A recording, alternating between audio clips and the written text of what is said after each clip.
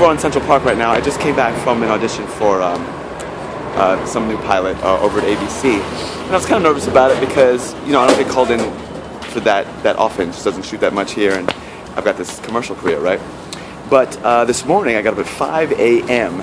to do a show out in New Jersey, right? 2 shows in New Jersey this morning, and you know, we do an improv show, and while I was on stage, we had this kid. He was like an 8th grader.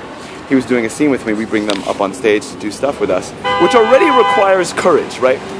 But this kid was on stage with me, and he was, you know, we were acting that he had like his egg in his hand, so he's holding it, and I noticed his hands were shaking. His hands were shaking while we were on stage, and he was nervous.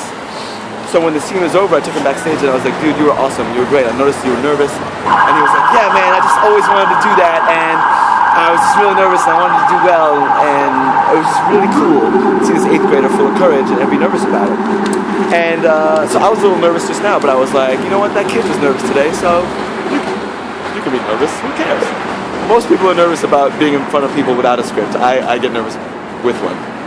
Or I used to, not anymore. Anyway, so I took that kid aside and I said, hey man, I'm proud of you. You did it even though you were scared, and you're full of courage. It takes courage. You don't need courage if you're not scared of it, right? And he was like, thanks man. So I'm saying that to myself now, and to you for the next time that you do something that makes you nervous.